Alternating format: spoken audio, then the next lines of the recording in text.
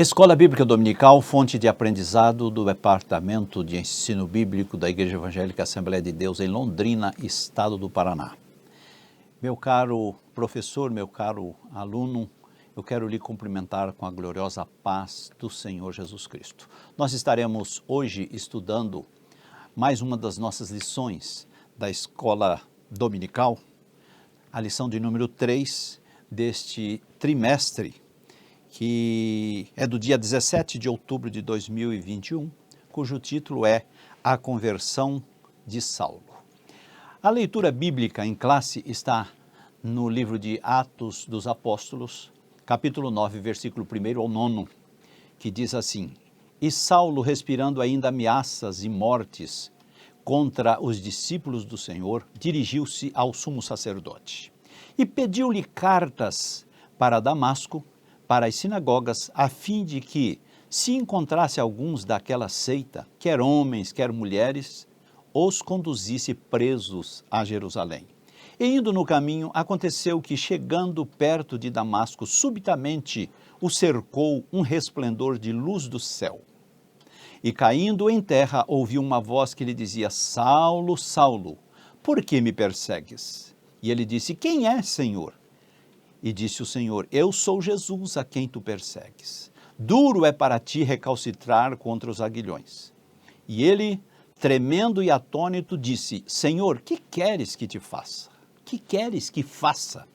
E disse-lhe o Senhor: Levanta-te, entra na cidade e lá te será dito o que te convém fazer. E os varões que iam com ele pararam espantados, ouvindo a voz, mas não vendo a ninguém.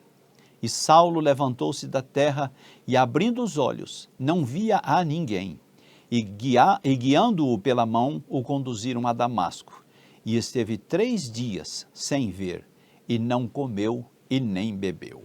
Então, esta lição que nós estaremos estudando, ela tem o texto áureo baseado nos versículos 3 e 4 do livro de Atos dos Apóstolos, que diz assim: Indo no caminho, aconteceu que, chegando perto de Damasco, subitamente o cercou um resplendor de luz do céu e, caindo em terra, ouviu uma voz que lhe dizia: Saulo, Saulo, por que me persegues?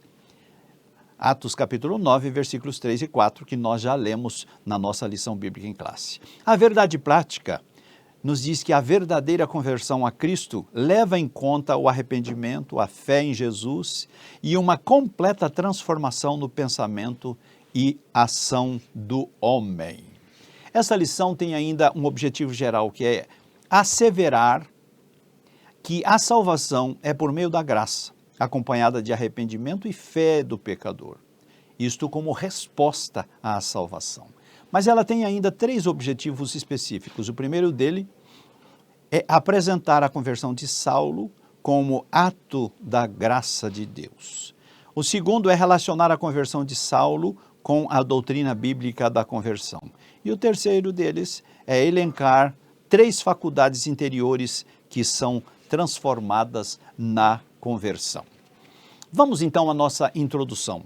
Estudaremos no decorrer desta lição um ato maravilhoso ocorrido na vida de Saulo de Tarso, a sua conversão a Cristo. Esse é um ato sublime. Quando falamos em conversão, percebemos que o seu significado é mudança de direção.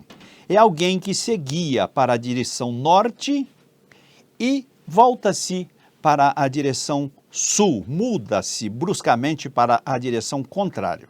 É virar as costas para o sentido em que ia, voltando-se imediatamente para a direção de onde vinha. Este processo nós denominamos conversão.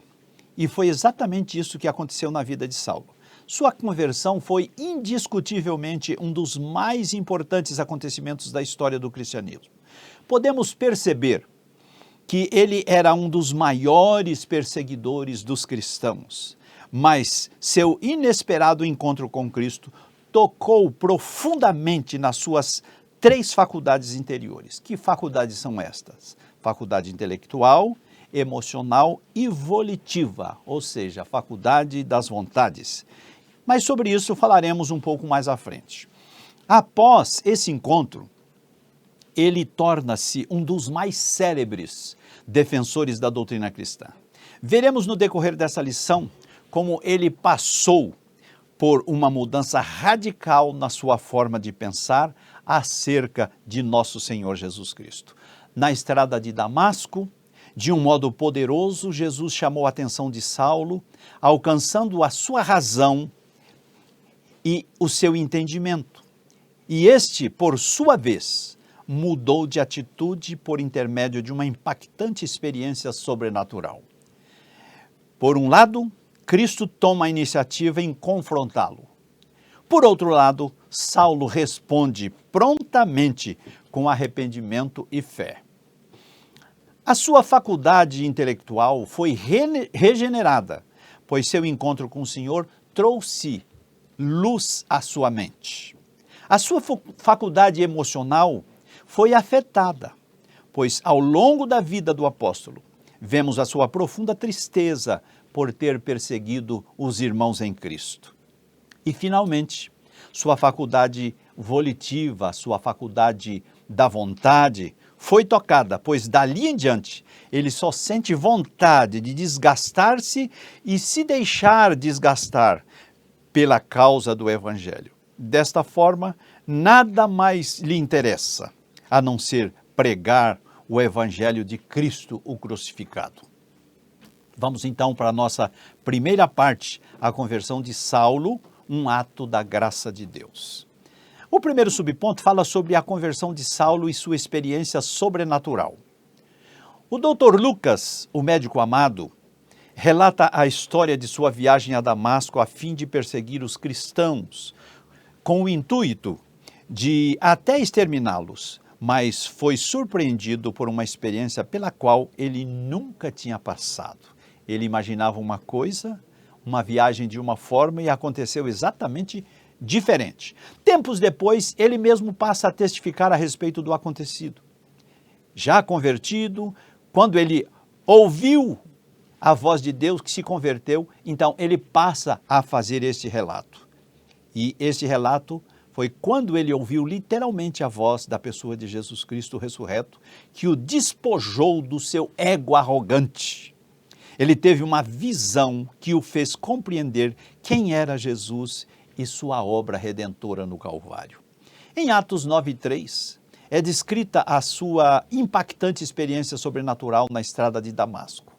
Ao ser surpreendido por um resplendor do céu, mais forte do que a luz do sol em pleno meio-dia, momento em que o perseguidor da igreja cai por terra totalmente cego. Sem enxergar nada, ele precisou ser guiado pelos seus companheiros. Já que de forma racional ele não se deixava ouvir falar de Jesus, a luz que ofuscou os seus olhos trouxe a voz do próprio Senhor. O seu rosto brilhava como o sol na sua força em pleno meio-dia. Isso aconteceu também com João na ilha de Patmos, quando ele teve aquela visão, ele viu o Senhor e o seu rosto brilhava como a luz do sol em pleno meio-dia. Apocalipse 1:16, parte B. Era o Cristo crucificado e ressurreto a falar-lhe pessoalmente de forma impactante, dizendo-lhe: Saulo, Saulo, por que me persegues? E ele disse: quem és, Senhor? Disse o Senhor: eu sou Jesus a quem tu persegues. Então ele, tremendo e atônito, ele disse: Senhor, que queres que eu faça? Agora ele se entrega ao Senhor e diz: que queres que eu faça? Levanta-te, disse o Senhor, vai à cidade e lá te será dito o que te convém fazer. Interessante que os demais que com ele estavam ouviram a voz, mas não viram quem falava. A partir daí, ele conhece o seu Senhor e passa a dedicar a sua vida e fidelidade exclusivamente a ele. Vamos ao segundo subponto, a iniciativa de Jesus para transformar a mente de Saulo. Saulo de Tarso, o perseguidor temido por todos, face aos malefícios causados em Jerusalém, ainda respirando ameaças e morte contra os discípulos, é o que nos diz o primeiro versículo da nossa lição, pede carta às autoridades religiosas, dentre estas o sumo sacerdote, cartas destinadas às sinagogas de Damasco, com o objetivo de prender e castigar tanto homens como mulheres que eram seguidores do cristianismo, trazendo-os presos a Jerusalém. Observe que ele já tinha logrado êxito nos seus intentos. Dentre estas façanhas, ele já tinha feito alguma coisa nesse sentido. Ele já tinha consentido na morte de Estevão, Atos 8 e versículo 1, cujas vestes, após ter sido apedrejado e morto, foram depositadas aos seus pés, Atos 7 e 58. Diante disso, ele continuava assolando a igreja, entrando pelas casas, arrastando homens e mulheres, e ele os encerrava nas prisões.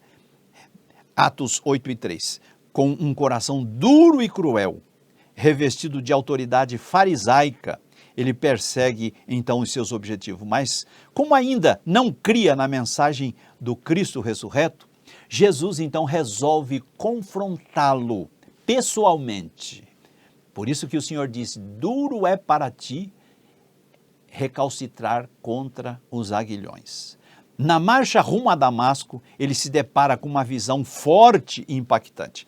Do céu lhe sobrevém um clarão mais forte que os raios de sol em pleno meio-dia. Este clarão lhe cegou os olhos e o fez jejuar por 3 dias. Apocalipse 1 e 16 é o relato que nós citamos lá no início de João, que viu o rosto de Cristo, o rosto do Senhor vencedor, que brilhava como o sol em pleno meio-dia. Era o próprio Senhor Jesus que o confrontou, tomando a iniciativa de sacudir a sua estrutura física, psicológica, espiritual, agindo pessoalmente nesta direção. Vamos agora ao terceiro subponto. A graça salvadora se manifestou a Saulo. A definição da palavra graça significa favor imerecido, algo que não merecemos. É receber algo não pelos nossos próprios méritos, mas pelos méritos de Cristo Jesus que habita em nós. O próprio Saulo, após convertido ao Senhor, ele escreveu à igreja de Éfeso que pela graça nós somos salvos por meio da fé. Isso não vem de nós, é dom de Deus. Ele diz: isto não vem de vós, isto não é da minha parte, não é da sua parte, mas é dom de Deus. É Deus que nos dá esta graça da salvação. Ele escreve também a Tito, seu verdadeiro filho na fé, que a graça de Deus o alcançou, e esta graça alcança tantos quantos pela fé confessarem a Cristo Jesus como Senhor e único Salvador. Veja a sua declaração ao seu companheiro e filho na fé comum. A graça de Deus se há manifestado, trazendo salvação a todos os homens. Então, nessa escrita podemos perceber que o ponto de partida da experiência de salvação de todos os homens é a graça de Deus. Essa graça é o cumprimento de toda a justiça de Deus. Essa justiça que foi satisfeita na morte expiatória de Cristo na cruz do Calvário. Isaías escreve que os nossos pecados fazem separação entre nós e o nosso Deus, pois pelas nossas transgressões que cometemos, estas nos impedem de ter as nossas orações respondidas por Deus. Isaías 59, versículo 2. E pelas nossas transgressões, nos tornamos inimigos de Deus. Mas através do sangue de Cristo derramado, nós fomos redimidos dos nossos pecados e reconciliados com Deus. A Bíblia diz que sem derramamento de sangue não há remissão de pecados, Hebreus 9, 22. E por causa disso, que sem derramamento de sangue não há remissão de pecados, é que Deus despiu a sua glória. O Verbo se fez carne e habitou entre nós, ele viveu entre nós para derramar o seu próprio sangue. Assim, quando ele fez o sacrifício expiatório na cruz do Calvário, quando ele derramou o seu sangue por mim e por você, ele cumpriu toda a justiça de Deus.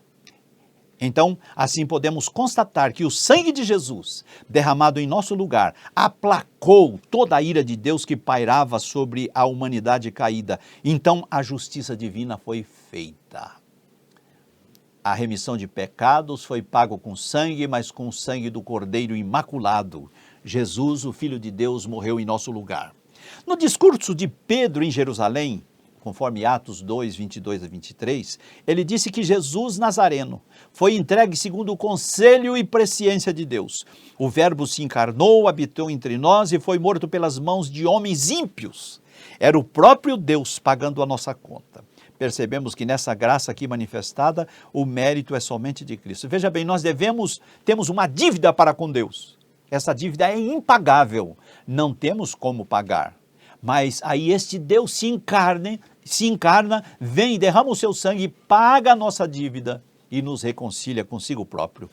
Que bênção, que maravilha é servir ao Senhor. Então Paulo escreve à igreja de Roma, dizendo, porque todos pecaram e destituídos estão da glória de Deus. Romanos 3 e 23. Mas, sendo justificados gratuitamente, pela sua graça, quer dizer, ele veio e pagou a nossa dívida. Por isso que nós somos gratuitamente justificados pela sua graça, pela redenção que há em Cristo Jesus, ao qual Deus propôs para propiciação pela fé no seu sangue, para demonstrar a sua justiça pela remissão dos pecados dantes cometidos sob a paciência de Deus. Então, queridos, para a demonstração da sua justiça nesse tempo presente, para que ele seja justo e justificador daqueles que têm fé em Jesus. Romanos 3, 24 ao 26. Reiteramos, a graça de Deus é favor outorgado por Deus aos pecadores indignos que estão embaixo da sua ira. Evidentemente, a conversão de Saulo foi mais um convencimento intelectual sobre Jesus. Ela foi fruto da obra regeneradora do Espírito Santo em sua vida, levando-o a confessar que Jesus era o seu Senhor e Salvador. Vamos então agora para a segunda parte 2, Saulo e a doutrina bíblica da conversão. O primeiro subponto fala sobre a conversão começa no arrependimento. A conversão começa no arrependimento. A palavra arrepender-se no grego bíblico é metanoia, que significa pensar de maneira diferente, sentir remorso, uma disposição interior para mudar. Na nova aliança, arrepender-se traz a ideia de tristeza pelos próprios pecados cometidos, acompanhado de um desejo de corrigir o rumo, de mudar a direção. É uma mudança na mente que induz à correção do caráter e de conduta moral, Atos 3 e 19. Arrepender-se é a contrição do coração, o desejo de mudar de atitude quanto ao comportamento na vida cotidiana. É o que acontece com o filho pródigo, quando ele se vê tratando de porcos, desejando comer as bolotas que os porcos comiam, mas o Espírito Santo tocou na sua vida, o convenceu dos seus pecados, dos seus erros cometidos contra o seu pai. E aí ele coloca isso na sua mente, ele diz, eu vou levantar-me-ei, irei ter com meu pai e dir-lhe-ei, pai, pequei contra os céus perante ti. Já não sou digno de ser chamado teu filho, mas faze-me como um dos seus jornaleiros, como um dos seus empregados. Eu só quero isto, pai, eu quero estar perto de você, nem que seja como um empregado. Então é o Espírito Santo que faz isso.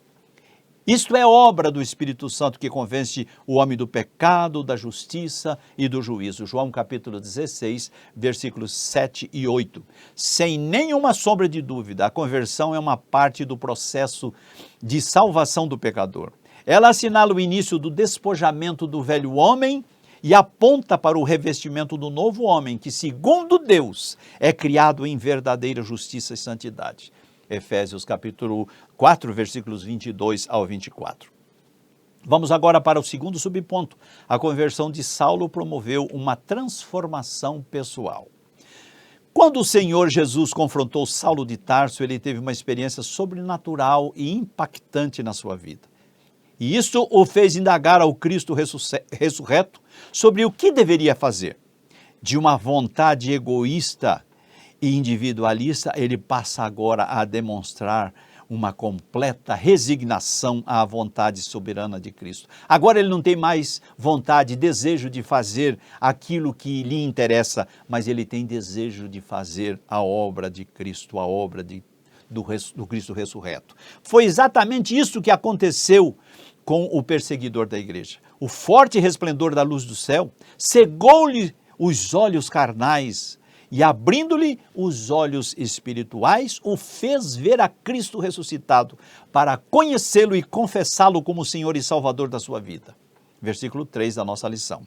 Cristo, de agora em diante, passa a ser a pessoa de quem Saulo, com uma nova criatura, passa a ser o seu anunciador de boas novas, diante dos reis, dos gentios e dos filhos de Israel. Atos capítulo 9, versículo 15.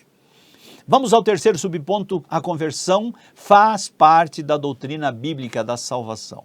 Podemos perceber que a verdadeira conversão é a que nasce da tristeza segundo o mundo, da tristeza para a prática do pecado e o reconhecimento de que o homem precisa dar meia volta e voltar-se para Deus, rendendo-se para Cristo.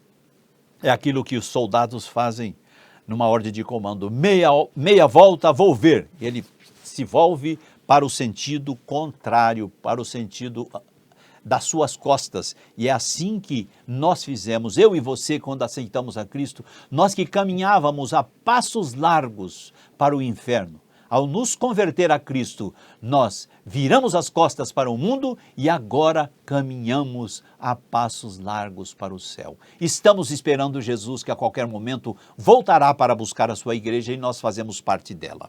É uma mudança que tem raízes profundas na obra regeneradora do Espírito Santo efetuada na vida do pecador. O choque da experiência sobrenatural do forte resplendor de luz sobre os seus olhos, isto que instantaneamente transformou a mente de Saulo, levando-o a reconhecer o Cristo que outrora tanto rejeitava, tanto perseguia os seus seguidores, mas agora este resplendor faz dele um seguidor e apóstolo. Aleluia, bendito seja Deus. Como obra de Deus, a conversão é uma manifestação externa da regeneração operada pelo Espírito Santo no homem interior, que implica em mudança de pensamento, vontade, ação, uma mudança que altera todo o curso da vida do pecador e revela uma poderosa transformação na sua vida. Efésios, no capítulo 4, a partir do versículo 25, nós encontramos as seguintes palavras: por isso, deixando a mentira, fale cada um a verdade com o seu próximo, porque somos membros uns dos outros. Irai-vos e não pequeis, não se ponha o sol sobre a vossa ira, não deis lugar ao diabo, aquele que furtava não furte mais, antes trabalhe fazendo com as próprias mãos o que é bom, para que tenha com que acudir o necessitado. Não saia da vossa boca nenhuma palavra torpe, e sim, unicamente a que for boa para edificação, conforme a necessidade. E assim, transmita graça aos que ouvem. E não entristeçais o Espírito Santo de Deus, no qual fostes selados para o dia da redenção. Eu e você, nós fomos selados pelo Espírito Santo de Deus. O selo é uma garantia que nós pertencemos a Deus, que nós fomos resgatados por Deus, que nós fomos comprados por Deus. Então, o Espírito Santo nos selou, e é este selo o sinal que o Espírito Santo terá para nos arrebatar no dia da volta de Jesus Cristo. Então, por isso que o versículo 30 diz: e não entristeçais o Espírito Santo de Deus, no qual fostes selados para o dia da redenção. Você foi selado pelo Espírito Santo. Não estou falando aqui de batismo com o Espírito Santo. Estou falando do selo da redenção, o selo da salvação, a marca do sangue de Jesus na sua vida. Você está selado? Você tem certeza que está selado? Se não tem certeza, é tempo de você buscar este selo. Mas se você tem certeza, não fique titubeando com insegurança sobre a salvação. Jesus virá nos buscar e você subirá com ele, junto com a sua igreja vencedora. A regeneração tem lugar naquele coração que se arrepende e coloca a sua fé pessoal em Cristo Jesus como seu Senhor e Salvador. Ela envolve a mudança da velha vida de pecado em uma nova vida de obediência a Deus. Por isso, Paulo escreve aos Coríntios, na sua segunda carta, capítulo 5, versículo 17, ele diz: quem agora está em Cristo, nova criatura é. As coisas velhas já se passaram e eis que tudo se fez novo. Aquele que nasceu de novo está liberto da escravidão do pecado, passa a ter desejo e disposição espiritual de obedecer a Deus e de seguir a direção do Espírito Santo. Romanos 8, 13 e 14. Ele vive uma vida de retidão e prática do amor. Primeira carta de João, capítulo 4, versículo 7. Vamos agora para a parte 3, as 3 faculdades interiores transformadas na conversão. Vamos para a primeira delas. A primeira delas é a faculdade intelectual. Quando falamos em faculdade intelectual, estamos falando de inteligência, de entendimento, de sabedoria, de tomada de decisões, de perspicácia, de talento, enfim, são muitos os adjetivos. No caso da faculdade intelectual, é o campo onde o homem muda o seu modo de pensar e reconhece a sua condição de pecador. No campo espiritual, a Bíblia chama este ato de conhecimento do pecado. Veja que o próprio Paulo, Saulo, depois de convertido, agora apóstolo São Paulo, ele escreve: por isso nenhuma carne será justificada diante de Deus, ele quis dizer, pelas obras da lei, porque pela lei vem o conhecimento do pecado. Romanos capítulo 3, versículo 20. Aqui fica explícito que quando o homem ou a mulher tem um encontro com Deus e sua palavra, ele passa a ter conhecimento de seu estado pecaminoso. Veja bem que a antiga aliança lhe traz conhecimento do pecado, mas não o liberta do pecado. Todavia, Cristo, através de sua graça, aliás, ele é a própria graça de Deus derramada, além de revelar o seu estado pecaminoso, o estado do pecador, o perdoa de todos os seus delitos. Depois de feito isto, nós passamos a entender. Pela graça, nós somos salvos por meio da fé. Isto não vem de nós mesmos, é dom de Deus. Efésios capítulo 2, versículo 8, assim Paulo escreve: pela graça sois salvos, por meio da fé. Isso não vem de vós, é dom de Deus. Não vem das obras para que ninguém se glorie, porque nós somos feitura sua, criados para a glória de Deus, para as boas obras, a qual o Senhor preparou para que andássemos nelas. Vamos ao segundo subponto, faculdade das emoções. Neste campo da alma, o pecador experimenta uma mudança de sentimentos na vida interior, onde se manifesta a tristeza pelo pecado contra um Deus santo e justo. Com a intervenção de Cristo na sua mente, sua faculdade emocional foi afetada de tal forma que ele passou a sentir tristeza pelos pecados cometidos contra Deus, e essa tristeza gera-lhe arrependimento e nova vida. O sofrimento por nossos pecados pode resultar em mudanças de comportamento. Muitas pessoas sentem tristezas apenas pelos efeitos de seus pecados ou por terem sido surpreendidas cometendo o pecado. Esse é o sofrimento sem arrependimento. Compare o arrependimento de Pedro com a amargura e o suicídio de Judas. Ambos negaram a Cristo. Ambos falharam. Ambos pecaram. Ambos se arrependeram. Mas veja bem que Pedro, ele foi restaurado à fé e ao serviço. Veja que quando Jesus se apresentou a Maria Madalena, lá no sepulcro, quando ela foi procurar o corpo de Jesus, que ela conheceu o Senhor e disse: Rabone, ele disse: não toque em mim, pois eu ainda não subi para o meu Pai, mas vá, avisa os meus irmãos que me esperem lá na Galileia e lá me vereis. Então, meus queridos, ele foi chamado à restauração, ele foi restaurado ao serviço, ao passo que Judas se arrependeu, foi lá, lançou as moedas dentro do templo, mas não foi atendido pelos fariseus, e ele se enforcou. O salmista Davi, após reconhecer ter cometido pecado, sendo tocado pelo Espírito de Deus, se arrepende e suplica perdão do Senhor, dizendo: tem misericórdia de mim, ó Deus, segundo a tua benignidade, apaga as minhas transgressões, segundo a multidão das tuas misericórdias. Salmo 51, versículo 1. Vamos agora para o terceiro subponto, faculdades da vontade, a faculdade volitiva. Tendo o homem seu intelecto e sentimento convencidos a respeito do seu estado pecaminoso, só lhe resta uma saída: exercer a sua vontade. Agora, ele pode pensar, desejar e fazer o que deve ser feito para a glória de Deus. Vemos que o próprio Saulo de Tarso, depois de convertido ao Senhor, ele veio a escrever. Finalmente, irmãos, tudo que é verdadeiro, tudo que é honesto, tudo que é justo, tudo que é puro, tudo que é amável, tudo que é de boa fama, se há alguma virtude, se há algum louvor, nisto pensai. Filipenses capítulo 4, versículos 8 e 9. Como imagem de Deus, o homem foi dotado com a faculdade de escolher livremente o caminho a seguir. Entretanto, infelizmente, o pecado fez a separação entre a vontade do homem e a vontade de Deus. Por isso, o Espírito Santo atua, para convencer o homem do pecado, da justiça e do juízo. João 16:8. Para então tornar unir a sua vontade com a vontade de Deus. Isto a gente chama de reconciliação do homem com Deus, que foi feita com o sacrifício vicário de Cristo lá no Calvário. Há uma teoria do período antipelagiano, lá por século XV, XVI, afirmando que o homem perdeu completamente o livre-arbítrio por ocasião do pecado. Esta teoria nós refutamos veementemente. Nós sabemos que com o auxílio da graça de Deus e a ajuda do Espírito Santo, o homem pode escolher decidir e mudar de vida.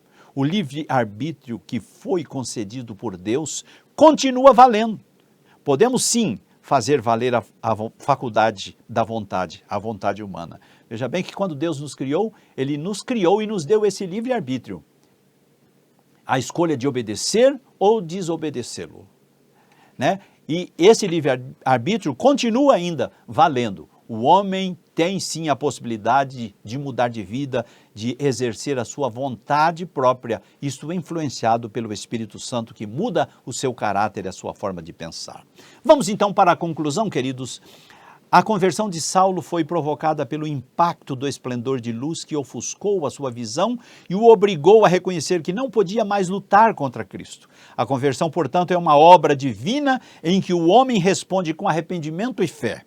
Na conversão, a sabedoria de Deus caminha de mãos dadas com a responsabilidade humana. Nós não ficamos isentos da nossa responsabilidade. Por isso, o arrependimento e a fé conduzem o pecador a ser redimido pelo sangue de Cristo. Como está a sua vida, eu te pergunto?